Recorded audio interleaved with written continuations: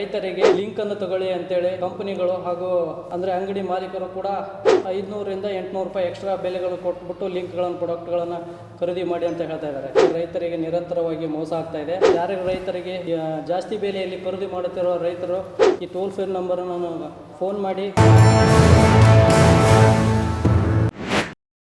ಪತ್ರಕರ್ತನ ನಾವು ಕರೆದಿರುವ ಉದ್ದೇಶ ಕಳೆದ ವರ್ಷಗಳಿಂದ ಈ ರಸಗೊಬ್ಬರ ಬಗ್ಗೆ ಸುಮಾರು ಸಮಸ್ಯೆಗಳನ್ನು ರೈತರು ಎದುರಿಸ್ತಾ ಇದ್ದಾರೆ. ಹಾಗಾಗಿ ಹಲವಾರು ವರ್ಷಗಳಿಂದ ರಸಗೊಬ್ಬರ ಪೂರೈಸುತ್ತಿರುವ ರೈತರಿಗೆ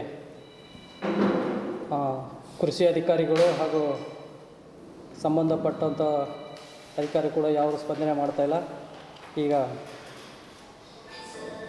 DAP ಹಾಗೂ ವೀರ್ಯ ಗೊಬ್ಬರದಲ್ಲಿ ಕರ್ನಾಟಕದಲ್ಲಿ ಒಂದು ಮಾಫಿಯಾ ಅಂತಲೇ ಹೇಳ್ಬೋದು. ಆ ಥರ ಒಂದು ಮಾಫಿಯಾ ಕೆಲಸನೇ ನಡೀತಾ ಇದೆ.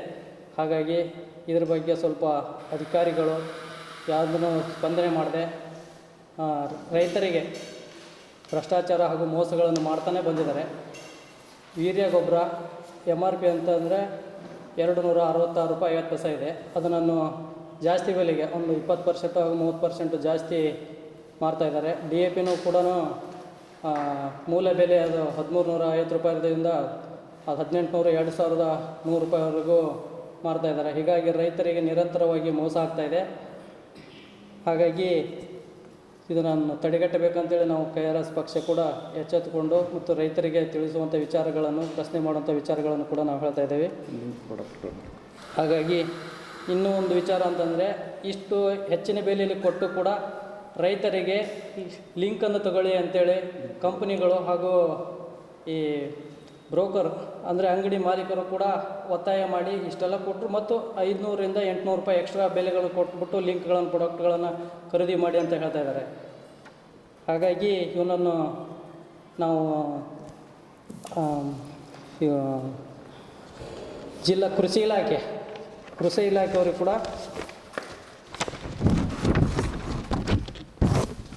ಕೃಷಿ ಇಲಾಖೆಯ ಮುಖ್ಯಸ್ಥರು ಹಾಗೂ ಪ್ರಧಾನ ಕಾರ್ಯದರ್ಶಿಗಳು ಆಯುಕ್ತರುಗಳು ಕೂಡ ನಾವು ಒಂದು ವಾರದ ಮುಂಚೆನೇ ನಾವು ಪತ್ರಗಳನ್ನು ತಲುಪಿಸಿದ್ವಿ.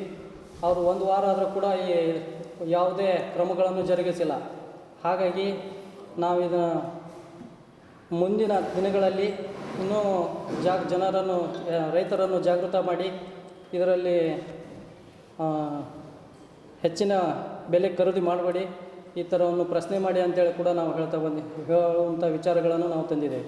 ಹಾಗೆ ನಮ್ಮ KRS ಪಕ್ಷದ ಒಂದು ಟೋಲ್ ಫ್ರೀ ನಂಬರ್ ಕೂಡ ನಾವು ಇದರಲ್ಲಿ ಮೆನ್ಷನ್ ಮಾಡಿದ್ದೇವೆ. ಯಾರ್ಯಾರು ರೈತರಿಗೆ ಜಾಸ್ತಿ ಬೆಲೆಯಲ್ಲಿ ಖರೀದಿ ಮಾಡುತ್ತಿರುವ ರೈತರು ಈ ಟೋಲ್ ಫ್ರೀ ನಂಬರನ್ನು ಫೋನ್ ಮಾಡಿ ಕಾಂಟ್ಯಾಕ್ಟ್ ಮಾಡಿದರೆ ನಾವು ಯೋಗ್ಯ ಬೆಲೆಯಲ್ಲಿ ಕೂಡ ರೈತರಿಗೆ ಅಥವಾ ADಗಳಿಗೆ ಅಧಿಕಾರಿಗಳಿಗೆ ಯೋಗ್ಯ ಬೆಲೆಯಲ್ಲಿ ಸಿಗುವಂಥ ಕ್ರಮಗಳನ್ನು ಕೂಡ ನಾವು ಮುಂದಿನ ದಿನಗಳಲ್ಲಿ ಮಾಡ್ತಾಯಿದ್ದೀವಿ. ಈ ಕ್ರಮಗಳನ್ನು ತಡೆಯಲು ಕೃಷಿ ಇಲಾಖೆ ರೆಪ್ಸೆಂಟ್ ಕನೆಕ್ಟನ್ ರೂಲ್ಸ್ ಪ್ರಕಾರ 1986 ನಂತರ ಈ ಕೆಳಗಿನಂತೆ ಕ್ರಮ ವಹಿಸುವಂತೆ ಆಗ್ರಹಿಸುತ್ತಿದೆ. ತಕ್ಷಣವೇ ಅಗತ್ಯವಿರುವ ರಸಗೊಬ್ಬರ ಪೂರೈಕೆ ಮಾಡಬೇಕೆಂದು ಎಲ್ಲ ರಸಗೊಬ್ಬರ ಮಾರಾಟಗಾರರು FCO 1985 ಷರತ್ತುಗಳ ಪ್ರಕಾರ ರಸಗೊಬ್ಬರ ಅಂಗಡಿಗಳಲ್ಲಿ ಬೆಲೆ, ಸ್ಟಾಕ್ ವಿವರಗಳ ಇತ್ಯಾದಿಗಳ ಕಡ್ಡಾಯವಾಗಿ ಪ್ರದರ್ಶಿಸಬೇಕು. ರಸಗೊಬ್ಬರ ಕ್ರಮಕ್ಕೆ ಬಗ್ಗೆ ದೂರು ನೀಡಲು ಸಂಬಂಧಪಟ್ಟ ಹಾಗೂ ಸಹಾಯಕ ಕೃಷಿ ಅಧಿಕಾರಿಗಳು AD ಮೊಬೈಲ್ ನಂಬರನ್ನು ಪ್ರದರ್ಶಿಸುವ ಫಲಕಗಳನ್ನು ನಮೂದಿಸಬೇಕು. ರಸಗೊಬ್ಬರ ಮಾರಾಟ ಕಂಪನಿಗಳು ಕಡ್ಡಾಯವಾಗಿ ರಸಗೊಬ್ಬರಗಳನ್ನು ಡೀಲರ್ಗಳು ನಿಯಮಗಳ ಪ್ರಕಾರ ಅಂಗಡಿಗಳು ಬಾಗಿಲುಗಳಿಗೆ ಬೋರ್ಡ್ ಡೆಲಿವರಿ ಮಾಡೋಕ್ಕೆ ಖಾತ್ರಿಪಡಿಸಿಕೊಳ್ಳುತ್ತೇವೆ.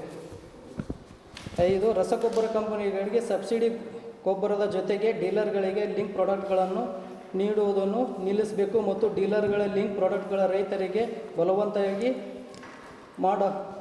ಮಾಡುವುದನ್ನು ನಿಲ್ಲಿಸಬೇಕು. 6 ಈ ನಿಯಮಗಳನ್ನು ಮೀರುತ್ತಿರುವ ಬಗ್ಗೆ ಯಾವುದೇ ದೂರು ಬಂದಾಗ ಆ ಡೀಲರ್ ಲೈಸೆನ್ಸ್ಗಳನ್ನು